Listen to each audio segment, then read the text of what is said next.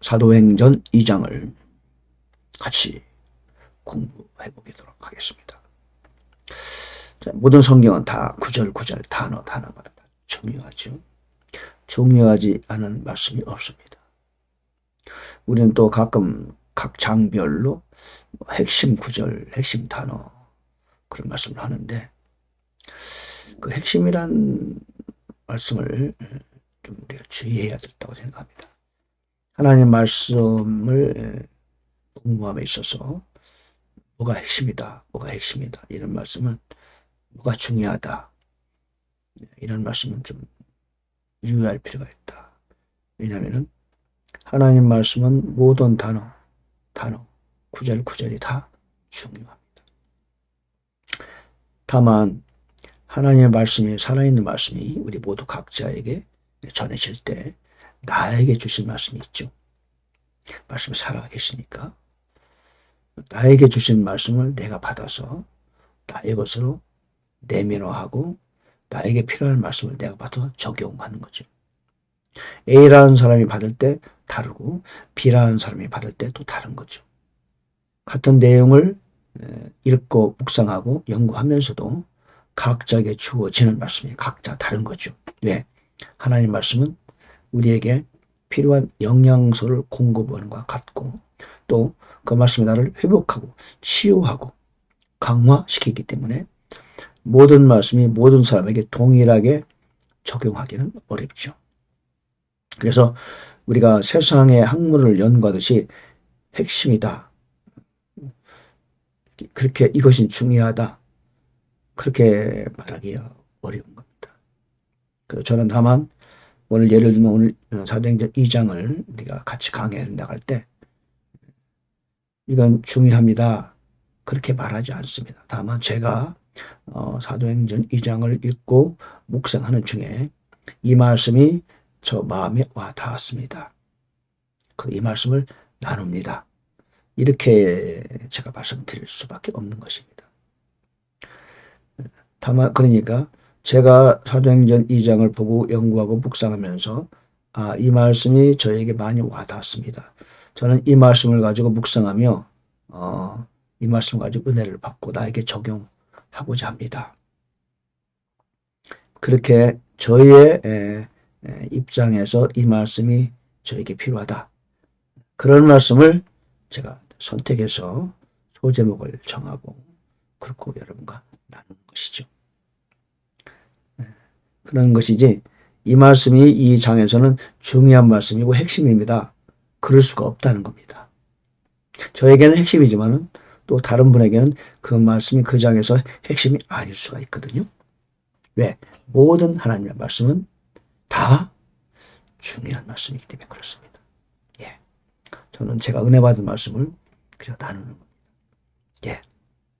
이 장을 제가 주제를 오순절 성령 강림으로 정했어요.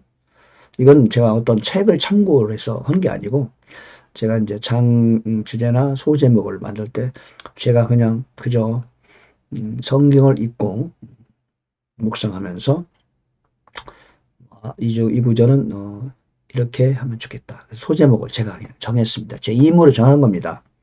임으로. 그러니까 어떤 책도 참고하지 않습니다. 다만 성경만을 보고 제가 묵상하고 기도하면서 성령의 인도에 따라서 제가 소제목을 이렇게 정합니다. 부족한 면이 있을 수 있습니다. 이해해 주시기 바라고 소제목을 보시면서 장 주제 보시면서 좋은 주제나 좋은 소제목이 혹시 여러분 생각나시는 거 있으면 저한테 댓글 알려주시면 제가 배우며 참고하겠습니다. 첫 번째는 성령 강림, 성령 칭례 그랬고요. 두 번째는 이때의 방언은 좀 특별한 방언이다 생각하고 특별한 방언을 했고요. 이때 유대인들은 예수 이름으로 칭례를 받았어요. 우리하고 달랐죠. 네 번째는 공동생활에 과연 성경적인가, 아니면 유대인들에게 특별히 적용되는 것인가, 저 나름대로 이렇게 생각을 해봤습니다. 자세히 살펴볼까요?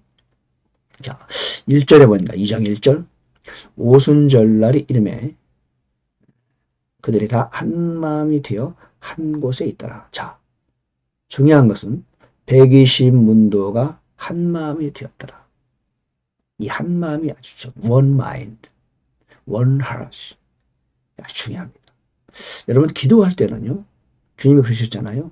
두 사람이 합심하여 기도하면 하늘에 계신 아버지께서 응답하신다. 합심이 아주 중요합니다. 여러분이 이제 공동으로 기도할 때는요. 그 자리에 앉은 모든 사람들이 한 마음이 되도록 먼저 전제 작업이 필요하다고 저는 생각합니다. 한 마음이 되면은 위력이 있습니다. 경험상에도 그렇고 말씀이 증거하죠.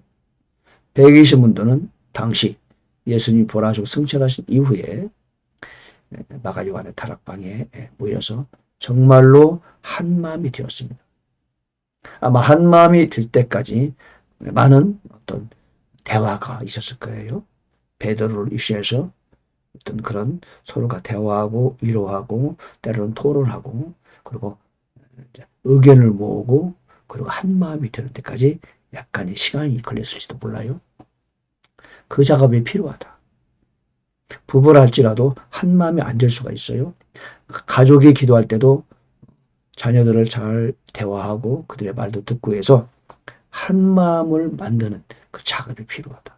그리고 기도하면 기도가 유력이 있는 거죠. 한 교회에도 마찬가지로 요즘에는 부부들도 이렇게 한 마음이 안 되는 경우가 있어요. 여러분 부부는 제가 생각에 그렇습니다. 부부에는 마음속에 이런 감추는 게 없어야 돼요. 있으면 있는 그대로 서로 대화를 하는 게 좋습니다. 처음에는 갈등이 요인이 발생할 수 있겠죠. 그런데 있는 그대로 말하는 게 좋아요. 당신에게 서운한 게 있으면 말하고요. 기대하는 게 있으면 말하고요. 그런 걸 서로 말해서 하나를 만드는 것이 중요합니다. 그리고 마음에 하나 되어서 기도할 때, 사역에 임할 때 가히 폭발력이 있습니다. 그래서 부부라 할지라도 한 마음으로 일단은 만들어가는 작업이 우선적으로 필요하다. 그래야 한 마음이 된 기도가 할 때 그 기도가 하늘 보좌를 움직일 수 있습니다. 이 120문도의 유력한 마다 한 마음이 되었더라.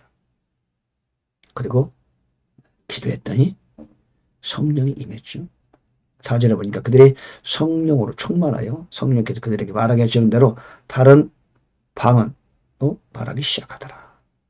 성령이 인류 최초로 역사 최초로 강림했습니다.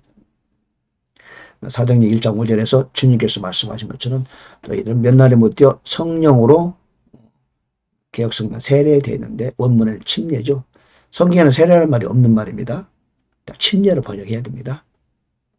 성령으로 침례를 받으리라. 그런데 지금 2장 1절 이하에서 성령 침례의 엄청난 역사가 일어났죠. 방언을 하기 시작합니다. 예수를 믿으면 모두 다 성령 침례를 받게 되느냐? 그건 아닙니다. 여기서 말하는 사도행전 2장은 인류 역사 최초로 성령이 강림하는 사건이고요. 또 사도행전에 보면은 사마리아에서 에베소에서 바울이 그리고 10장 사도행전 10장 고넬료 가정에서 성령이 임하는 장면을 우리가 보여주고 있죠. 그건 좀 다릅니다. 사도행전 2장 성령 강림과 다른 사도행전 다른 부분에서 성령이 임하는 건 다르죠. 여기서는 좀 최초로 하늘에서 성령님이 임하신 거죠. 최초로. 그래서 좀 양상이 약간 다르다고 봐야 되겠죠.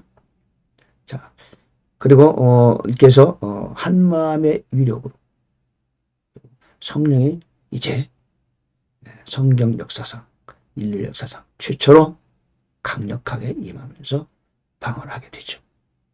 불의 혀같이 갈라진 것들이 그들에게 닿다나 각 사람이 앉아있더라. 갑자기 하늘로부터 급하고 강한 바람 같은 소리가 났고 그렇죠? 그들이 앉았던 온 집안에 가득했다. 특별한 현상이죠.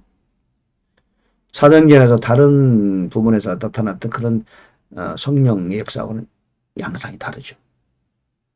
아예 엄청나게 다른 거잖아요. 네, 하늘에서 최초로 성령님이 지금 내려오는 장면을 말하고 있죠. 두 번째는 특별한 방언. 어떤 방언이냐면은 그들이 갈릴리 사람들이 말했는데 세계 각국에서 몰려들었던 그 히브리 언어를 모르는 사람도 있어요. 여기는 태어난 사람도 있기 때문에. 근데 그들이 그들의 지역의 말로 듣는단 말입니다. 바데, 메데, 엘람, 메소포타미아, 유대, 카파도기아, 본도, 아시아, 부르기아, 반빌리아, 이집트, 구레네, 리비아, 또 로마. 유대인도 있지만 유대교 개종자도 있어요. 크레테, 아라비아. 근데 그들은 히브리어를 모르는 사람도 많죠. 그들은 지금 유대 땅에 사는 사람들이 아니에요. 그 명절이라서 유대를 방문하게 된 거죠. 예루살렘에. 그런데 그들이 그들의 언어로 하나님의 놀라운 일들을 말하는 걸 듣는다는 거예요. 우리가 지금 방언하는 것도 물론 언어지요. 저도 언어 방언을 이제 합니다. 저도 방언 받은 지가 벌써 몇 년 됐나? 40년 이상 됐네요. 방언 기도 많이 하고. 근데 여기 현상, 이 현재 여기서 오순절 다락방에 일어난 그 방언의 그 나타나는 현상과는 좀 달라요. 이들은 직접 방언을 했는데 그 방언이 각국의 언어로 그들에게 들려지는 겁니다. 좀 다르죠? 하나님 특별한 역사와 기적을 지금 베풀고 있는 겁니다. 방언을 사용해서. 당시의 방언과 지금의 우리가 사용하는 방언과는 방언 통역도 있지만 저도 방언하고 제가 방언 통역합니다. 오늘 또 우리 성경 공부하면서 기도하는데 제 입을 통해서 기도가 방언이 나오더라고요. 저는 일부러 하려고 한 게 아닌데 나중에 이제 다 돌아가면서 기도하고 또 기도하는데 방언 나오면서 또 방언 통역 나오고 또 방언 나오면서 방언 통역 나오고 대원식으로 예언도 그렇게 나오고 제가 의도하지 않았는데 방언이 나왔어요. 통역도 나오고 주님께서 주시는 거죠. 저는 이렇게 하지만 여기하고는 좀 다른 것 같아요. 그들이 방언을 했는데 각 나라 사람들이 그들의 언어로 다 듣게 되는 거예요. 아주 특이하고 놀라운 현상이죠. 특별한 방언이다. 그래서 오순절날 일어났던 그 성령의 강림 역사는 오늘날의 성령 강림하고도 좀 다르고요. 사도행전에 나타난 다른 지역에 있었던 성령 강림과도 다르고요. 현상이 방언도 좀 특별한 다른 방언에 나타납니다. 그렇게 있다고 생각하시면 됩니다. 특별한 방언이었다. 그 정도로 우리가 알아야 되지 않겠습니까? 성경에 나오는 것이 다 같다. 그렇게 생각할 이유는 없죠. 각각 달라요. 다른 것을 우리가 아는 게 좋죠. 다른 것과 같은 것을 찾아내서 알아야 되죠. 모르는 것은 아는 게 좋아요. 아는 것은 힘이라고 그러잖아요. 또나 다른 사람에게 가르침을 베풀 때는 작은 차이라도 다 찾아내서 디테일하게 내가 알고 있는 게 좋죠. 전문가일수록 디테일해야 되잖아요. 구체적이어야 돼요. 명확함과 구체성을 가지고 있어야 되는 거죠. 전문가의 특성이죠. 우리는 공부하면서도 우리는 참 프로페셔널한 걸 가지고 있어야 되겠죠. 말씀의 전문가가 돼야 되고 영성의 전문가, 사랑의 전문가, 믿음의 전문가, 복음 전파의 전문가 되려고 노력해야 돼요. 언젠가는 그러면 되겠죠. 목표를 세우면은 목표는 이루어지게 되는 겁니다. 아예 꿈도 없고 목표도 없으면은 아무것도 이룰 수가 없어요. 산이 있으면 산 정상에 올라갈 거야. 그럼 꿈과 목표를 세워야 내가 산 정상에 올라가지. 산 정상에 있네. 그래 거기 가고 싶은 생각 없어. 그러면 그냥 밑에 그냥 주변에서 맴돌고 마는 거지. 그렇죠? 그러니까 어떤 우리가 목표를 세우면 목표를 설정하는 그 가치가 있어야 되고 그리고 목표를 향하여 나아가려는 의지가 또한 있어야 되죠. 도전 정신도 있어야 되는 거죠. 그게 필요합니다. 하나님의 말씀도 마찬가지고 여러분 기도하는 것도 동일합니다. 우리는 나아가야 되거든요. 그것은 내 자신에 관한 의무와 책임이고 하나님 앞에서도 역시 우리의 의무와 책임이죠. 그렇죠? 열심히 해야 돼요. 그렇죠? 그러다 보면은 시간이 흐르고 날이 흐르다 보면은 내 것이 되는 겁니다. 예. 자, 그 다음에 이제 이제 오순절 날 다락방에서 그 복음을 전했죠. 천하 사람들에게. 근데 좀 특이한 현상이 있어요. 그때 베드로가 너희가 십자가에 못 박은 그 동일한 예수님을 하나님께서 주와 그리스도로 삼으셨느니라. 이런 말 할 때 그들이 듣고 마음속으로 찔려 베드로와 나머지 사람들에게 사람들아 형제들아 우리가 어찌할까? 베드로가 이르되 회개하고 너희 각 사람이 예수 그리스도의 이름으로 침례를 받으라. 그리고 죄들의 사면을 받으라. 그러면 너희가 성령님을 선물을 받을 것이다. 우리는 알잖아요. 마태복음 28장에 너희는 가서 모든 족속으로 제자를 삼아 아버지와 아들과 성령의 이름으로 세례를 주고 그랬는데 오늘 우리가 침례를 받을 때도 아버지와 아들과 성령의 이름으로 침례를 받잖아요. 여기를 보니까 예수 이름으로 침례를 받으라 그랬어요. 참 예수파인가? 약간 논란의 대상인들은 그런 분들은 성경에 여기 있으니까 예수 이름으로 침례를 받아야 된다. 그렇게 말해서 참 예수파라고 그러죠. 그들은 이단이네 그러던데 그건 잘 모르겠어요. 예수 그리스도의 이름으로 침례를 받았기 때문에 우리도 그래야 된다. 주장하는 분들이 계시죠. 그런데 그건 좀 다릅니다. 왜냐하면 유대인들은 그들이 예수님을 십자가에 못 박아 이렇게 죽였기 때문에 그 예수님 이름으로 침례를 받아야 돼요. 우리는 다릅니다. 교회 시대에는 하나님이 직접 말씀하셨죠. 예수께서 아버지와 아들과 성령의 이름으로 침례를 받으라고 그러셨어요. 그게 맞는 거예요. 그러나 현재 이들이 예수를 십자가에 못 박았기 때문에 예수 이름으로 침례를 받는 것이 옳다. 그렇게 보는 겁니다. 지금과 이때 당시는 대상이 유대인이고 지금은 대상이 교회이다. 다른 거죠. 네 번째는 오늘 2장에서 44절 보니까 모든 믿은 사람이 함께 지내며 모든 것을 공동으로 소유하고 소유와 재산을 팔아서 각 사람의 필요대로 나눠줬다. 그리고 집에서 집으로 돌아가며 빵을 떼면서 단일한 마음으로 즐겁게 자기들의 음식을 먹었다. 그래서 이제 구원받아야 할 사람들을 날마다 교회에 더했다. 이라는 거예요. 공동생활했다는 뜻이거든요. 소유와 재산을 팔았어요. 3장에도 그런 현상이 나오는데 우리도 공동생활 해야 하는 거 아니야? 이런 사람들이 있어요. 그리고 가끔 한국에서도 공동생활을 배워서 하는 경우가 있거든요. 근데 문제가 많이 발생해요. 근데 유대인들의 케이스와 오늘날의 신약교회는 다릅니다. 유대인들은 특별한 민족입니다. 그들은 처음부터 구약 역사서부터 공동생활에 아주 적합하고 하나님이 그렇게 또 그들을 인도했습니다. 온 민족이 공동생활을 하는데 역사적으로 그들은 이미 익숙해 있죠. 그들은 그것이 어렵지 않아요. 온 민족이 한 사람도 빠짐없이 하나님을 믿잖아요. 물론 믿어온 사람도 있지만 그리고 그들이 마지막 환란 시대에 전 민족적으로 회개하고 예수를 영접하죠. 특이한 형태죠. 물론 하나님이 그렇게 조성하셨지만.